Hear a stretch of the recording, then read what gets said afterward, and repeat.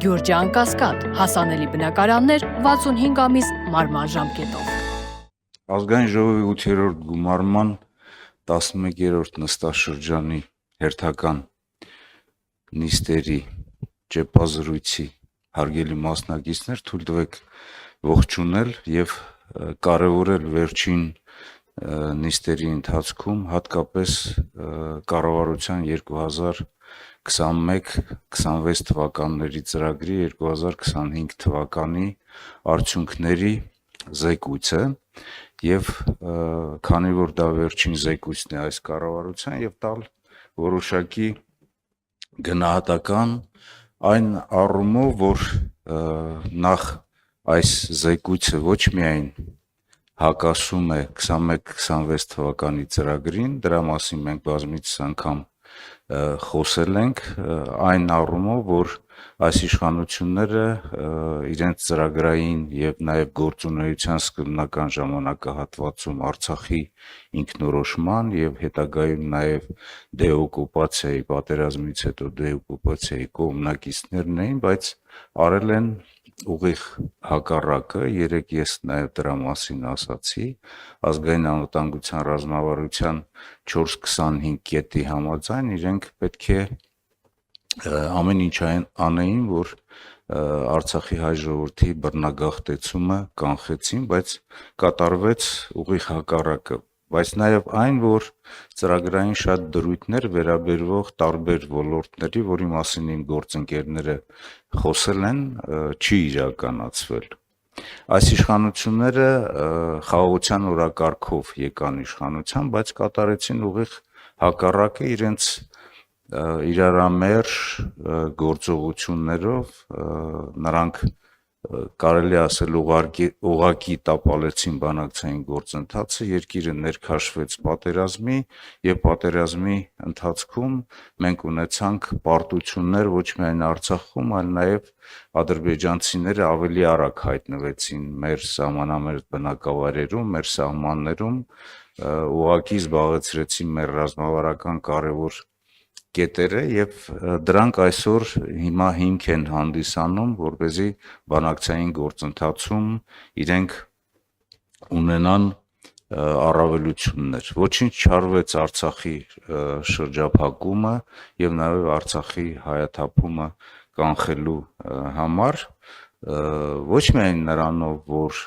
իրենք Արցախը արդեն ճանաչել էին Պրագայում Ադրբեջանի կազմում որպես տարածքային ամբողջականություն, այլ նաև իրենց կրավորական կեցվածքով, նաև իրենց խոսույթով, որ Արցախի խաղաղ բնակչությանը ոչ մի սպառնալիք չկա, չնայած նրան, որ Ադրբեջանը ճակերտներով ասած հակաահաբեկչական գործողություններով նաև ուղղակի ազդում էր խաղաղ բնակչությանը, ուղղակի նաև կորուստներ են ունեցել խաղաղ բնակչության կազմում։ Այսօր մենք ունենք հետևյալը, որ հայ ժողովրդի նորագույն պատմության ընթացքում մեր առողջ միասնական երիտասարդ եւ զարգացող մարմինը ուղղակի անդամահատված է եւ հաշմված վիճակում, որքան էլ ժամանակակից տեխնոլոգիաների, ինչ որ քայլերի միջոցով փորձենք մենք լրացնենք ամեն ինչ եւ փորձենք մարմնի մի մասը այսպես վերակազմավորենք, բայց այնուամենայնիվ այդ մարմինը մնում է հաշմված, ես նկատի ունեմ Հայաստանի եւ Արցախի նախկին ամբողջական ինտեգրված իրականությունը։ Այլ բան է հայրենիքի համար անդամահատում ունենալ, հաշմված լինել, դա նույնիսկ պատիվ է, բայց այլ բան է, երբ որ այդ հաշմվածությունը իր ազդեցությունն է ունենում ուղեղի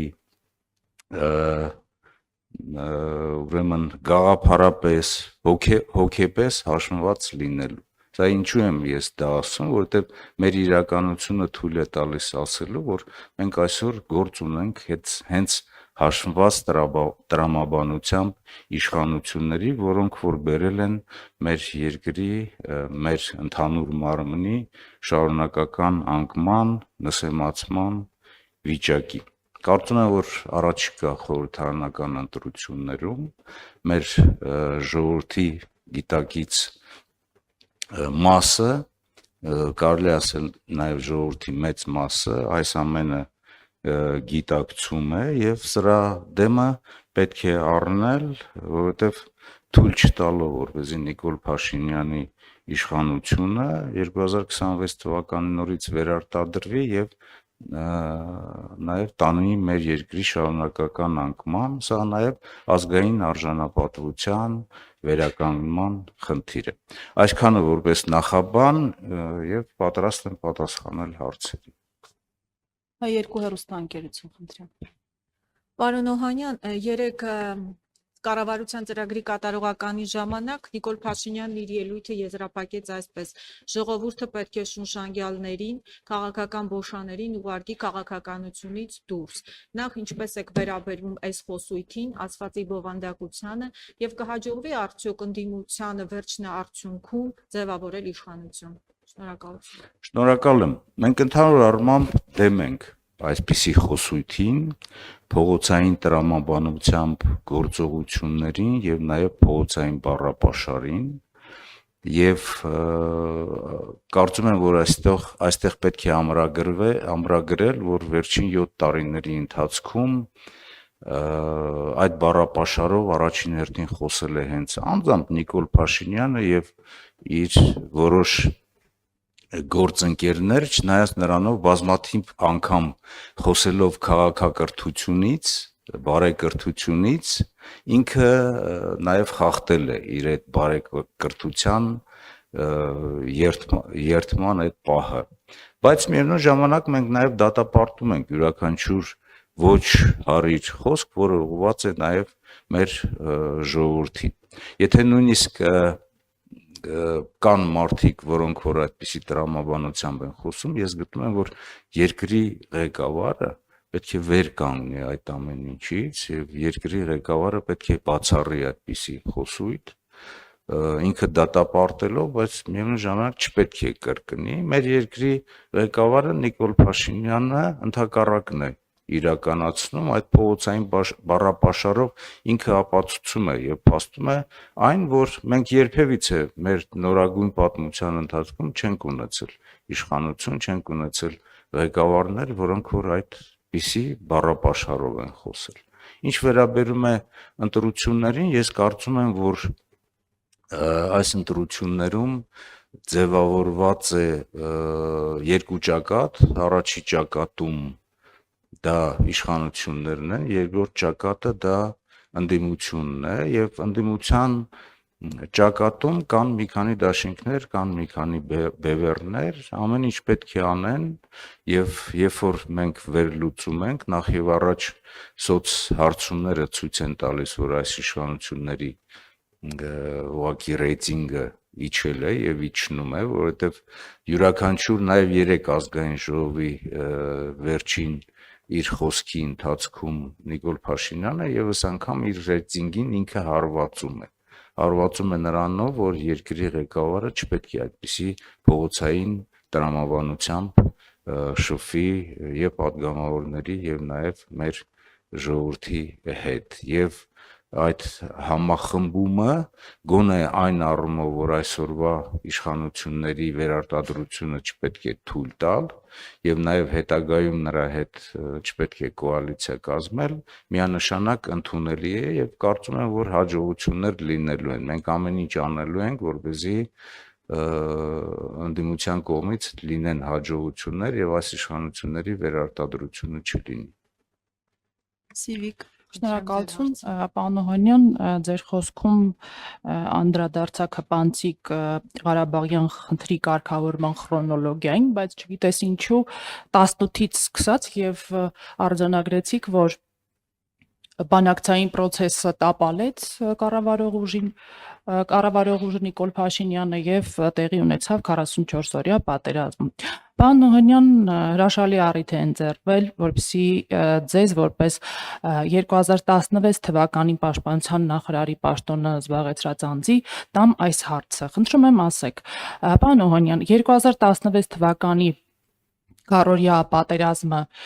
ինչի պատճառ էր, ով տապալեց բանակցային գործընթացը, Սերժ Սարգսյանը տապալեց, Ալիևը տապալեց, դուք պաշտպանության նախարար եք եղել եւ վստահ եմ քաջատեղյակ եք եղել նաեւ բանակցային խոհանոցում տեղի ունեցող մանրամասներին եւ երկրորդ հարցեր թույլտվությամբ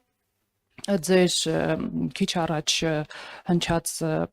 խոսքից տպավորություն ստեղծվեց, որ դա ձեր կարծեք հրաժեշտի խոսքն է ուղղված ձեր ընտրողներին։ Ուզում եմ հարցնել պարոն Օհանյան, դուք արդյոք քանի որ չեք ընդգրկվել Հայաստան դաշինքի ընտրական ցուցակում,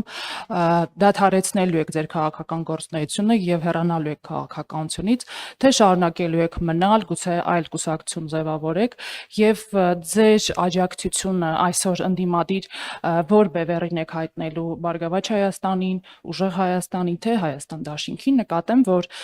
ձեր թիմակիցներից մեկը Տիկին Էլինար Վարդանյանը 2017 թվականին օրո դաշինքում էր ձեր ձևավորած եւ այժմ հանգրվանել է Բարգավաճ Հայաստան կուսակցության ընտրական ցուցակում։ Շնորհակալություն։ Շնորհակալություն, երևի սկսեմ վերջից, ես մի քանի անգամ ասել եմ դրա մասին եւ կարծում եմ, որ այսօր ձևավորվող քաղաքական դաշտում ընդդիմադիր դաշտում ձևավորող նոր դաշինքը, Հայաստան դաշինքը իր մեջ պարունակում է ոչ միայն նախկին դաշինքի ղեկավարի աջակից ուժերը, անհատները եւ ոչ միայն հայ հեղափոխական դաշնակցությունը, այլ նաեւ նոր կուսակցություն, առաջ կուսակցությունը Սևակ Խաչատրյանի գլխավորությամբ եւ քանի որ դաշինքի քաղաքական ուժերը որոշակի թարմացում են ապրում, պարունակում, կարծում եմ, որ նաև թարմացում պետք է լինի ընդհանուր առմամբ նախընտրական ծրագրերում եւ նաև նախընտրական ցուցակներում։ Որոշումը իմն է, որ չմասնակցել եւ չլինել ցուցակում, բայց քանի որ թարմացված դաշինքի մեջ նաև պետք է լինի որոշակի թարմացում, ես ինձ տեսնում եմ դաշինքի կազմում Ռոբերտ Քոչարյանի գլխավորությամբ հայ հեղափոխական դաշնակցության առաջ կուսակցության հետ միասին պայքարը շարունակել, իրենց հետ եմ ես լինելու եւ իմ պայքարը շարունակելու եմ գաղափարական թե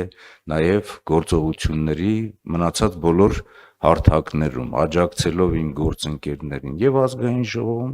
եւ նաեւ մնացած բոլոր հարթակներում, եթե հնարավորություն լինի գործադիրում եւ մնացած նաեւ անկախ մարմիններում։ Ես դաշինքի կազմում եմ եւ դաշինքի հետ եմ լինելու, ընդդիմադիր դաշտի ընդհանուր հաջողությունները նաև մեր հաջողություններն են լինելու, ինչ վերաբերում է մեր պատգամավորներին, որոնք որ ընդգրկված են այս կամ այն ուժերի հետ միասին, դա կապված է առաջին հերթին երևի թե մասնագիտական այսօրվա գործունեության շրջանակներում աջակցությանը տվյալ ուժերին եւ նաեւ նախկին համատեղ կուսակցական, խորհրդարանական գործողություններին, որտեղ որ ես այդ ամեն ինչը նորմալ եմ տեսնում։ Ինչ վերաբերում է 2016 թվականին, 2016 թվականի հիմնական տապալողը դա Ադրբեջանն էր։ Գիտեք, որ բանակցային գործընթացը դյուրին գործընթաց չէ, որովհետև պայմանավորվածությունները նույնիսկ հասարակ երկու մարդու հետ երբ որ լինում է հակամարտություն, լինում է կոնֆլիկտ, շատ երկարատև են տևում, մանավանդ որ միջազգային հակամարտությունների լուծման պրակտիկան ցույց է տալիս, որ երկարատև process է, ինչ վերաբերում է Արցախի հակամարտության խնդրին, Հայաստանի Հանրապետության բոլոր իշխանությունները, Արցախի բոլոր իշխանությունները արել են ամեն ինչ այդ ժամանակահատվածում հակամարտությունը լուծելու Արցախի ժողովրդի օգտին, մանավանդ որ վերջին ժամանակահատվածում ամրագրվել է ուղղակի ոչ միայն ուժի չկիրառման, այլ նաև Արցախի ինքնորոշման գաղափարը, իսկ Ադրբեջանի տարածքային ամբողջականության հետ ընդհանուր առմամբ Արցախի ինքնորոշումը կապ չունի, որովհետև Արցախը ինքնորոշվել է այնպես, ինչպես որ նույն Ադրբեջանը, Հայաստանը, Վրաստանը խորհրդային միության օրենքների, խորհրդային միության փլուզումից հետո։ Հիմա եւ բանակցային գործընթացը, եւ նաեւ հետագայում այդ հրադադարները, որ եղել են, քանի որ ես ականատեսն եմ եղել այդ ամեն ինչի, խախտվել է Ադրբեջանի կողմից, բայց 2000 խախտվել է, այսինքն բանակցային գործընթացում իրենք մի բան խոսել են, հետագայում նաև խախտել են իրենց այդ խոսույթը, պայմանավորվածությունը։ Հրադադարի համար խնդրել են, հետագայում այդ հրադադարը իրենք նախապատրաստվել եւ հաղթել են, բայց 2016 թվականի այդ մարտական գործողություններից հետո մենք արձանագրել ենք հետեւյալը, մենք հասել ենք հաջողության եւ այդ հաջողությունը մենք որոշակի առումով նաեւ հաղթանակ ենք հաշվում այն առումով, որ մենք կարողացել ենք կանգնեցնել հակառակորդին, հակառակորդը ունեցել ավելի մեծ նպատակներ, հենց այնպես խոսքեր չեն, սա, որովհետեւ մենք դա հայտնաբերել ենք իրենց քարտեզների, իրենց մարտավարական եւ նաեւ ռազմավարական գործողությունների գնահատման արդյունքում, բայց ամենակարևորը, որ հրադադարը խնդրել է ադրբեջանական կողմը, գլխավոր շտաբի պետերը հանդիպել են Մոսկվայում Ռուսաստանի Դաշնության գլխավոր շտաբի պետի հետ, բայց ամենակարևորը, որ բանակցային գործընթացում հետագայում ամրագրվել է այն, որ ուժի չկիրառումը հակամարտության լուծման համար ամենակարևոր ուղղություններից մեկն է։ Իսկ ինչ վերաբերում է, որ ես խոսեցի, տապալել է Նիկոլ Փաշինյանը բանակցային գործընթացը, ամենակարևոր փաստաթուղթը 2019 թվականի, որ եղել է առաջարկություն փողզիջումային տարբերակով Արցախի ինքնորոշման գաղափարը առաջ տանել, ընդ որում ամրագրելով շատ բաներ, որոնք որ պետական կառույցներին հարիր պետական կառույցներ պետք է լինեին Արցախում, ընդ որում նաև անվտանգային համակարգում։ Ինքը այս փաստաթուղթը ուղղակի ծալել եւ դրել է տակը, հետագայում մանիպուլյատիվ խոսակցությամբ ասել. մենք չէինք կարողանում ոչ մի փաստաթուղթ գտնեինք, ամեն մի փաստաթուղթ կամ կարող ենք գտնել, չգիտեմ, սառնարանի տակ, ինչ որ պահարանի հետևում, դա սուտ է, որովհետև եթե այդպիսի իրավիճակ է տիրել, այդ նշանակում է մենք արտգործ նախարարություն չենք ունեցել։ Արտգործ նախարարությունում եղել է բավականին պատշաճ մակարդակի գործավարություն եւ այդպիսի փաստաթղթերը կարող էին կորչել միայն Նիկոլ Փաշինյանի ղեկավարման ժամանակ։ Պարոն Օհանյան, դուք այնուամենայնիվ չպատասխանեցիք իմ շատ կոնկրետ հարցին։ Ինչու տեղի ունեցավ 16 թվականի քարոզիա պատերազմը։ Պատճառը, գլխավոր պատճառը ո՞րն էր։ Հաճախ ընդդիմադիր տարբեր գործիչների շուրթերից լսում ենք, որ իդեպ նախկին իշխանության ներկայացուցիչ, որ Ադրբեջանը բանակցային process-ում ապակառուցողական էր, նա էր վիժեցնում բոլոր պայմանավորվածությունները եւ այլն։ Բայց ստացվում է, որ Ադրբեջանն այդ ապակառուցողական Ադրբեջանը 2018 թվականից հետո դարձավ կառուցողական, բանակցային գործընթացը չվիժեցնող եւ ապակառուցողական կողմը փաստորեն դարձավ Հայաստանը։ Շնորհակալություն։ Ես ասացի, որ հիմնական խախտողը դա Ադրբեջանն է եւ բոլոր ժամանակահատվածներում Ադրբեջանն է խախտել այդ գործընթացը։ Ինչ? Այդ թվում նաեւ 20 թվականին, բայց 20 թվականի համար հիմա 16 թվականին